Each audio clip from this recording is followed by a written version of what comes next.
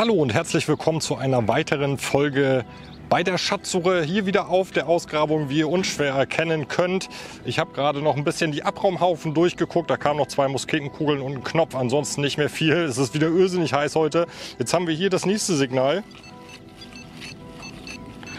Ganz oberflächliches 83er. Da gucken wir gleich mal nach dem Intro. Grüße gehen nochmal an meinen Sponsor abenteuer-schatzsuche.de. Dann sehen wir uns gleich. Ich bin gespannt, was es ist.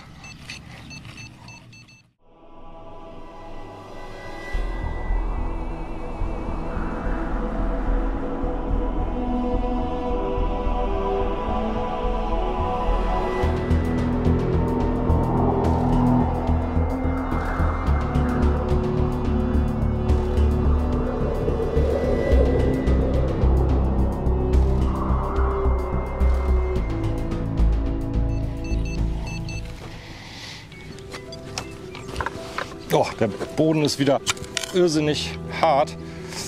Ich glaube, da müssen wir wieder mit der Kelle ran. Mal gucken, ob wir schon was kriegen hier. Ah, so ganz leicht dort.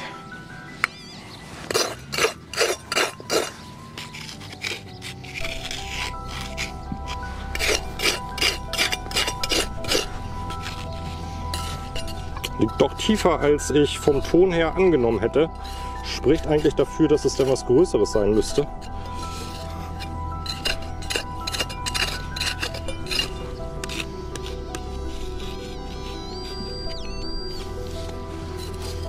Wir sind unmittelbar drauf. Mal gucken, dass ich hier so ein bisschen rumkomme, um den Fund nicht zu beschädigen.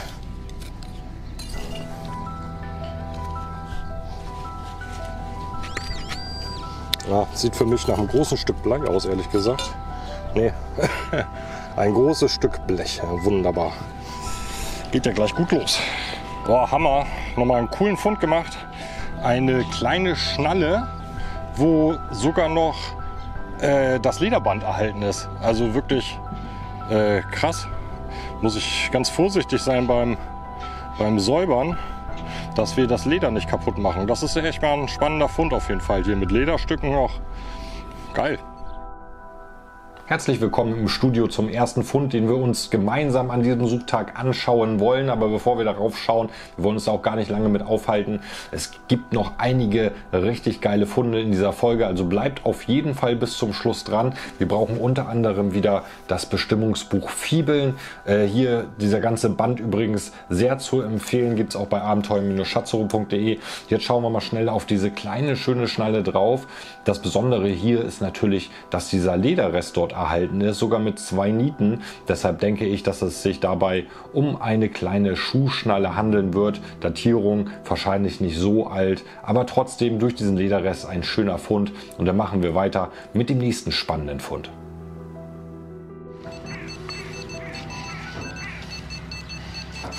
Ganz oberflächliches 71er. Da müssten wir so rankommen.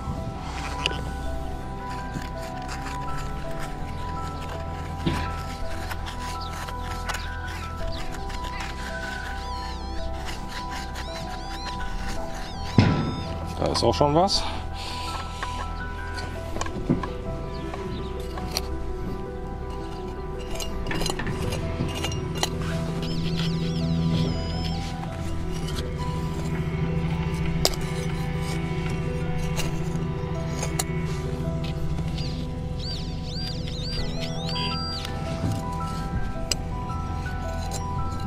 Oh, ist es rund. Ich glaube, es ist die erste Münze, aber ich glaube wieder eine Leiche, leider.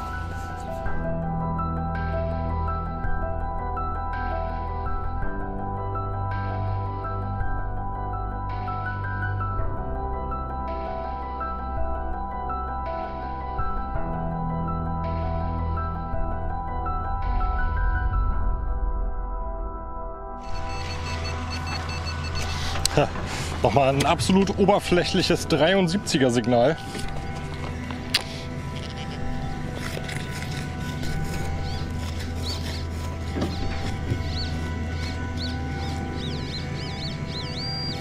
Ja, ein Stück Blech. Naja. Boah, ich schwitze wie ein Schwein. Wir haben den nächsten Fund. Oh, cool. Es ist wieder ein französischer Knopf. Und ich glaube, er ist auch noch gut erhalten. Gucken wir uns auf jeden Fall auch gleich mal im Studio an. Schön. Da haben wir den nächsten richtig spannenden Knopffund machen können. Ich sagte auf dem Feld schon, auch ein französischer Knopf, denn man liest in der Umschrift République Française und es gibt da relativ viel zu erzählen. Ich versuche mich kurz zu fassen, damit das Video hier von der Länge nicht gesprengt wird. Ihr könnt da schon mal raufschauen. Und zwar handelt es sich dabei um einen französischen Knopf aus der ersten französischen Republik, die am 22.09.1792 während der französischen Revolution ausgerufen wurde. Und wir gucken mal kurz erstmal, was auf diesem Knopf zu sehen ist. Und zwar seht ihr dort auf der Schauseite ein von Eichenlaub umkränztes Lektorenbündel. Ein Lektorenbündel ist so gesehen ein Bündel aus mehreren hölzernen Ruten. Eine Abbildung, die es schon sehr, sehr lange gibt und immer für Machthaber in der Antike benutzt wurde. Und dann hat dieses Lektorenbündel eine aufgesteckte phrygische Mütze. Phrygische Mütze kommt von den Phrygern, also auch einer antiken Kultur. Und im Endeffekt müsst ihr euch das vorstellen wie eine Zipfelmütze. Und Fun Fact dazu, die Griechen haben damals diese phrygische Mütze aus dem Hodensack eines Stiers mit dem umliegenden Fell hergestellt. Ich hätte mir das persönlich ja nicht aufgesetzt, aber damals war das scheinbar gang und gäbe. Wir können diesen Knopf relativ genau datieren, denn dieser Knopf wurde durch ein Dekret des Nationalkonvents vom 4. Oktober 1792 für alle Truppenteile der Republik eingeführt. Also das heißt, dieser Knopf datiert ab 1792. Wann er dann verloren gegangen ist, vielleicht sogar während der Schlacht, kann ich nicht genau sagen. Und jetzt gibt es einen Fund, da bin selbst ich ausgeflippt. Ja, meine Lieben, neuer Tag, neues Glück. Wir haben hier gleich den nächsten schönen Fund. Ich bin heute mal in einer etwas anderen Ecke unterwegs als gestern. Hier lässt es sich auch ein bisschen leichter noch graben. Wir haben einen schönen Fingerhut gefunden hier nochmal. Leider aber auch schon ein bisschen brüchig. Eine kleine Ecke fehlt. Aber nichtsdestotrotz, Fingerhüte finde ich immer super gerne. Oh, schön. Ich glaube, wir haben hier den nächsten schönen Fund. Ich glaube, es ist eine Schnalle.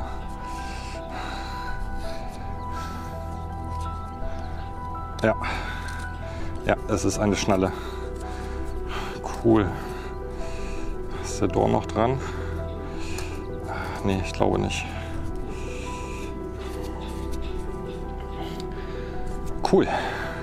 Nächster guter Fund auf jeden Fall. So, ich habe hier noch mal ein recht oberflächliches 57er Signal ungefähr. Wollen wir mal zusammen schauen, was es ist.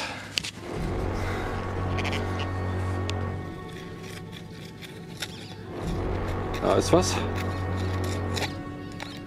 Oh. Nein, ist es nicht das, was... Alter! Alter! Ich raste aus! Nein! Nein! Oh! Alter, sofort Gänsehaut überall. Oh, es ist eine Fibel. Es ist eine Fibel. Alter. Oh, guckt euch das an, bitte. Ich werde verrückt. Ich werde verrückt. Damit hätte ich hier nicht mehr gerechnet. Oh, was ein geiles Stück Geschichte. Alter, ich drehe ab. Oh, ich muss dem Archäologen da erstmal ein Foto schicken. Alter, ey. Oh, ich bin immer noch total am Zittern. Ein krasser Fund, ey. Das war wieder einer dieser Schatzsucher-Momente, wo sofort das Adrenalin den ganzen Körper flutet und sich alle Härchen aufstellen. Gänsehaut pur. Das erste Mal, dass ich diesen Fibeltyp finden konnte. Wir gucken mal kurz drauf. Leider ist sie natürlich schon durch die Feldbearbeitung ordentlich in Mitleidenschaft gezogen wurden. Ich vermute, dass es sich dabei entweder halt auch um eine Grabbeigabe handelt oder vielleicht deutet es auch auf eine Siedlung der Völkerwanderungszeit dorthin, denn wir haben in der Nähe auch noch ein völkerwanderungszeitliches Urnengräberfeld. Also was auf dieser Grabung nicht alles schon kam, hier wirklich der Wahnsinn. Auf jeden Fall handelt es sich hierbei um eine einfache Bügelfibel mit gelochter Kopfplatte. Datieren tut sie in die Völkerwanderungszeit und ist regional eher im norddeutschen oder ostenglischen Raum zu finden. 500 nach Christus ungefähr wurde diese Fibel getragen in einer Zeit, die von Umbrüchen geprägt war und die auch dann direkt ins düstere Mittelalter geführt hat. Ich lege euch die Fibel auch noch mal kurz hier neben diese Umzeichnung im Bestimmungsbuch Fibeln, dass wir dort mal nochmal gemeinsam raufgucken können, als Vergleich, wie sie in komplett aussehen würde. Ein richtig krasser Fund, finde ich. Wirklich, davon kriege ich nie genug.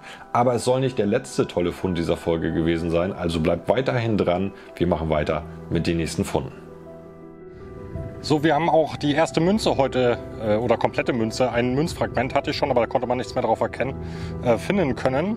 Und es ist ein kleiner Scherf. Mal gucken, ob der noch gut ist oder gut wird nach der Restaurierung. Dann gucken wir uns den auch gleich mal im Studio an.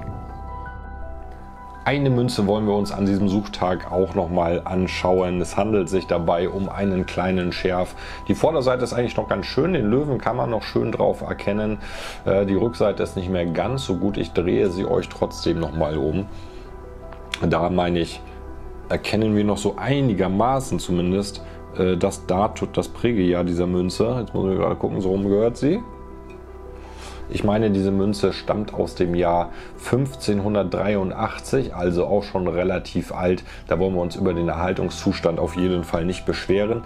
Und dann möchte ich euch den letzten Preis vorstellen, den ihr bei meinem großen 10-jährigen Giveaway, Jubiläums-Giveaway hier bei Sondel die Waldfee gewinnen könnt. Wieder dankbarerweise zur Verfügung gestellt von abenteuer-schatzung.de. Danke Jochen für diesen tollen Preis. Und zwar handelt es sich um ein Premium Goldwasch-Set von XP. Da ist wirklich alles drin, was ihr zum Goldwaschen braucht, auch wenn ihr noch keine Erfahrung mit dem Goldwaschen habt.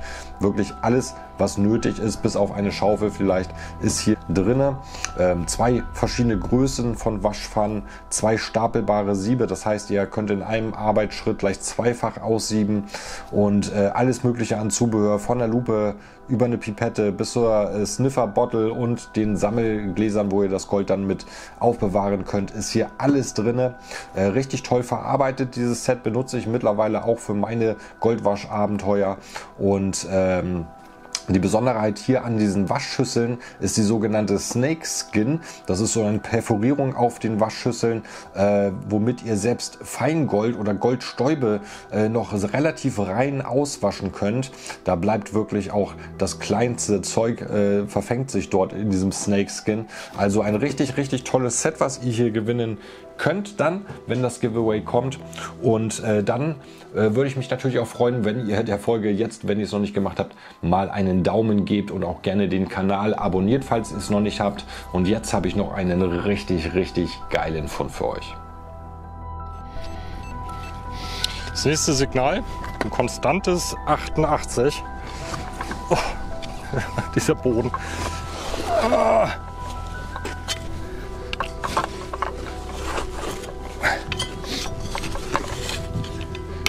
Richtig schöne Münze wäre es noch, aber die Fibel kann natürlich jetzt irgendwie keinen Pfund mehr toppen.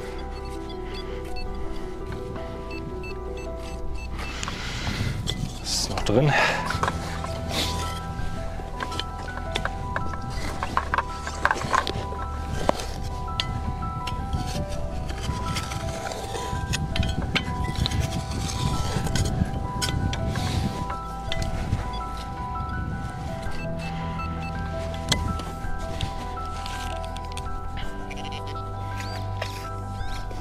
Oh, was soll ich da?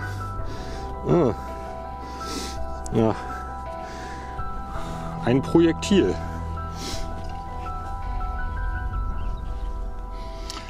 Meine Lieben, ich bin gerade dabei, den nächsten Fund einzumessen. Wieder ein Knaller. Eine Riemenzunge.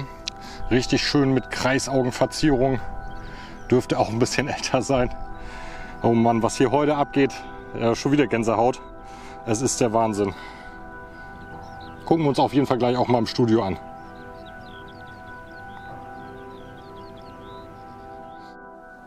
Da konnten wir zum Abschluss, wie ich finde, nochmal einen richtigen Highlight-Fund machen. Eine sogenannte Riemenzunge.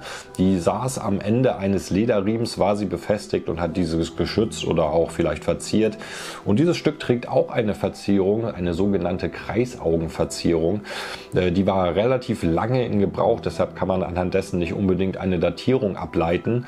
Aber wenn ich mir das Stück so angucke, könnte ich mir vorstellen, könnte durchaus wie die Fibel auch in die Völkerwanderungszeit oder das frühe Mittelalter datieren. Und diese Kreisaugenverzierung ist häufiger zu finden auf Keramik oder auch auf Gebeingegenständen, wie so Knochenkämmen zum Beispiel. Da sieht man sie öfter mal. Auf Metallgegenständen ist sie gar nicht so oft zu finden. Deshalb freue ich mich da immer umso mehr, wenn ich mal ein Stück ausgrabe, was diese Kreisaugenverzierung trägt. Ich hoffe auf jeden Fall, die Folge hat euch gefallen. Denn nochmal der Aufruf, gerne ein Like dazulassen. Abonniert gerne den Kanal, wenn ihr es noch nicht getan habt. Grüße gehen auf jeden Fall auch nochmal wieder an meinen Sponsor abenteuer-schatzsuche.de, der hier auch vieles möglich macht. Hier verlinke ich euch 2 weitere Videos. Wenn ihr sie nicht kennt, schaut gerne rein. Wir sehen uns dann hoffentlich so bald wie möglich zur nächsten Folge. Ich muss mal gucken, wie ich losgehen kann, denn das Wetter hier ist momentan sehr wechselhaft mit Gewittern und auch sehr, sehr windig. Aber wir sehen uns auf jeden Fall wieder. Bis dahin, haltet die Ohren steif. Macht's gut.